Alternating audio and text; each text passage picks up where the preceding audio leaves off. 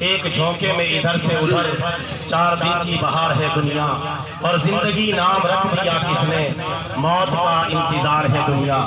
اور ایک دن مرنا ہے آخر موت ہے، کر لے جو کرنا ہے آخر موت ہے۔ کیسے کیسے گھر اجاڑے موت نے، کھیل کتنوں کے بگاڑے موت نے، ہاتھی کیسے بھی پچھاڑے موت نے، سرو قد قبروں میں گاڑے موت نے۔ کیونکہ ایک دن مرنا ہے آخر موت ہے، کر لے جو کرنا ہے آخر موت ہے۔ ہو رہی ہے عمر مثل برف کم، چپکے رفتہ رفتہ دم بدم، سانس ہے ایک راہرو ملک عدم، دفعتاً ایک روز یہ جائے گا تھم۔ کیونکہ ایک دن مرنا ہے آخر موت ہے، کر لے جو کرنا ہے آخر موت ہے۔ اور جگہ جی لگانے کی دنیا نہیں ہے، یہ عبرت کی جا ہے تماشا نہیں ہے۔ تجھے پہلے بچپن میں برسوں کھلایا، جوانی نے پھر تجھ کو مجنوں بنایا، بڑھاپے نے پھر آ کے کیا کیا ستایا، اجل تیرا کر دے گی بالکل صفایا۔ کیونکہ جگہ جی لگانے کی دنیا نہیں ہے، یہ عبرت کی جا ہے تماشا نہیں ہے۔ یہی تجھ کو دھن ہے رہوں سب سے بالا، ہو زینت نرالی ہو فیشن نرالا، جیا کرتا ہے کیا یوں ہی مرنے والا، تجھے حسن ظاہر نے دھوکے میں ڈالا۔ جگہ جی لگانے کی دنیا نہیں ہے، یہ عبرت کی جا ہے تماشا نہیں ہے۔ برادران اسلام، اللہ تعالیٰ پارہ نمبر 14 کے اندر ارشاد فرماتا ہے، ما عندکم ینفد وما عند اللہ باق۔ جو کچھ تمہارے پاس ہے وہ ختم ہو جائے گا، اور جو کچھ اللہ تعالیٰ کے پاس ہے وہ باقی رہ جائے گا۔ تمہارے پاس کیا ہے؟ بیوی بچے، اولاد کوٹھیاں اور بلڈنگیں، گاڑیاں، طاقت، قوت، سرمایہ، حکومت، اقتدار، روب و دبدبہ، دنیا کی دولت اور ثروت، یہ تمہارے پاس ہے۔ اللہ فرماتا ہے جو کچھ بھی تمہارے پاس ہے ان قریب وہ ختم ہو جائے گا، اور جو کچھ اللہ تعالیٰ کے پاس ہے وہ باقی رہ جائے گا۔ اللہ تعالیٰ کے پاس سب کچھ ہے، اس کے ساتھ ساتھ قبر کا امتحان اللہ کے پاس ہے، میدان قیامت کے نتائج اللہ کے پاس ہے، جنت اور دوزخ کا داخلہ اللہ کے پاس ہے۔ تمہارے پاس جو کچھ بھی ہے وہ ان قریب ختم ہو جائے گا، تم سے چھین لیا جائے گا۔ کیونکہ یہ جائیدادیں جو تم نے اپنے نام کروا رکھی ہے، جن کا اسٹامپ تم نے اپنے نام کروا رکھا ہے، اور جن کو تم نے اپنے نام جو ہے وہ اپنے نام سے ان کی فردیں نکلوا رکھی ہے، یہ چیزیں حقیقتاً تمہاری نہیں ہے۔ للہ ملک السماوات والارض، حقیقی ملکیت اللہ تعالیٰ کی ہے، زمین بھی اللہ کی، آسمان بھی اللہ کا، حقیقی ملکیت بھی اللہ کی۔ ان قریب اللہ تعالیٰ یہ ساری چیزیں واپس لے لے گا۔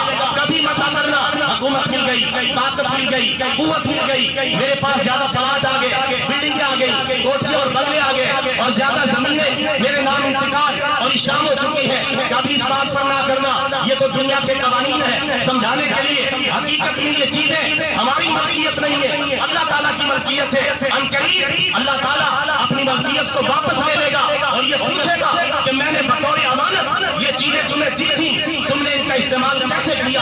غلط استعمال کیا، صحیح استعمال کیا، قرآن و سنت کے مطابق زندگی بسر کی، یا اپنی خواہشات کے مطابق تم نے زندگی بسر کی؟ ایک ایک چیز کا حساب دینا پڑے گا، ایک ایک بات کا حساب دینا پڑے گا۔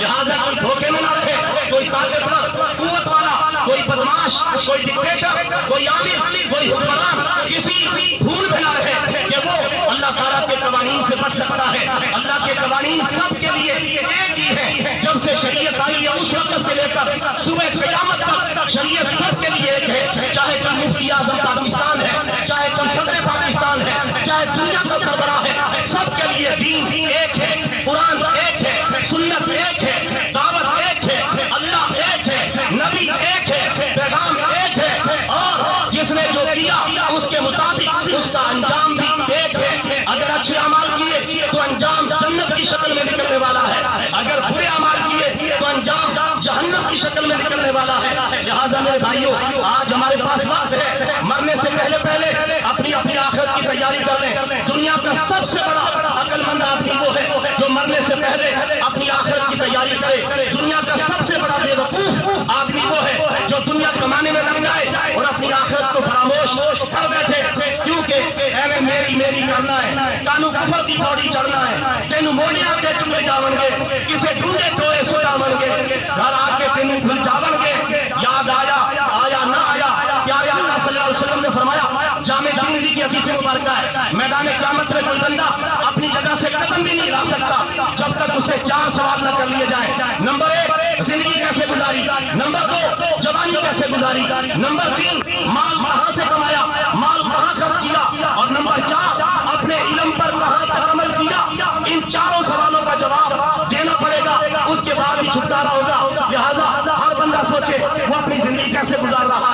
اپنی جوانی کیسے گزار رہا ہے، مال کہاں سے کما رہا ہے، کہاں خرچ کر رہا ہے، اس بارے میں فیصلہ کن کردار ادا کرے اور اپنے علم پر کہاں تک عمل کر رہا ہے۔ کیا ہر مسلمان کو نہیں پتا 5 وقت کی نماز پڑھنا فرض ہے؟ کیوں نہیں پڑھ رہے؟ کیا ہر مسلمان کو نہیں پتا کہ اگر رمضان مبارک زندگی میں آ جائے تو رمضان کے روزے رکھنا فرض ہے؟ پھر سارے مسلمان کیوں نہیں رکھ رہے؟ کیا نہیں پتا امیر مسلمانوں پر حج بیت اللہ فرض ہے؟ امیر مسلمان حج میں کیوں سستی کر رہے ہیں؟ اسی طرح باقی معاملات ہیں۔ آج لوگ کہہ دیتے ہیں مجھے پتا ہے، آپ اپنا کام کریں، آپ نے اپنی قبر میں جانا ہے، میں نے اپنی قبر میں جانا ہے، یہ پتا ہے، یہ آپ کو لے ڈوبے گا، یہ عمل نہ کرنا، پتا ہے کہنا۔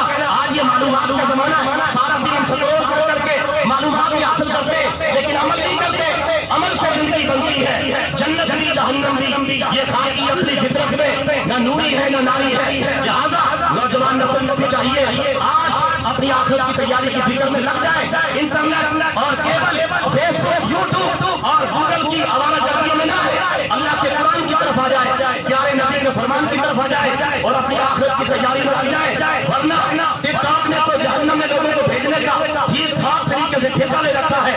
لہذا نوجوان نسل کو بیدار رہنے کی ضرورت ہے اور اپنے بھائی عمر صاحب کے لیے دعا کریں۔ اچانک ان کو اللہ تعالیٰ نے بلا لیا، اچانک موت، بعض اوقات اللہ تعالیٰ اس کو شہادت کا رتبہ بھی عطا فرما دیتا ہے۔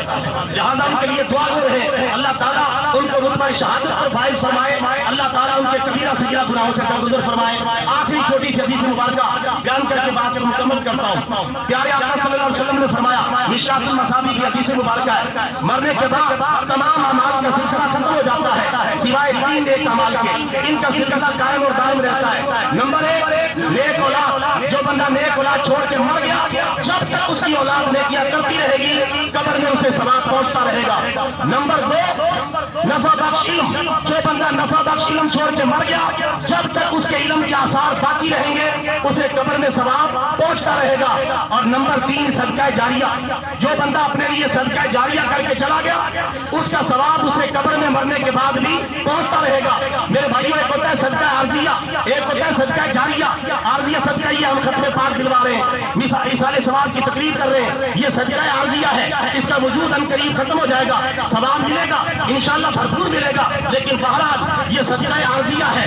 صدقہ مستقلہ وہ ہوتا ہے جس کا وجود برقرار رہے، کوئی رفاع عامہ کا کام کروا دیا، مسجد میں تعلیم بچھوا دیا، کوئی مدرسہ بنوا دیا، کوئی نلکا لگوا دیا وغیرہ وغیرہ، اس طرح کی چیزیں، یہ مستقل صدقہ جاریہ ہے۔ لہذا اپنے مرحومین کے لیے مستقل صدقہ جاریہ ضرور کریں تاکہ آپ ان سے پیار اور محبت کا جو رشتہ ہے اسے صحیح طریقے سے نبھا سکتے ہیں۔ اور آخری بات یہ کہ مرنے سے پہلے خدا کے لیے اپنے لیے صدقہ جاریہ کر کے مرے۔ یہ ایسا سیریس مسئلہ ہے، گھر والوں پہ نہیں چھوڑا جا سکتا، اپنی فیملی پہ نہیں چھوڑا جا سکتا، اپنے بہن بھائیوں پر، رشتہ داروں پر، عزیز و اقارب پر نہیں چھوڑا جا سکتا۔ اپنی زندگی میں مستقل کوئی نہ کوئی اپنے لیے صدقہ جاریہ کر کے جائے، اگر گھر والے بھول بھی جائیں تو نیکیوں کا میٹر چلتا رہے۔ اللہ تعالی ہم سب کو توفیق عطا فرمائے۔ وآخر دعوانا ان الحمد للہ رب العالمین۔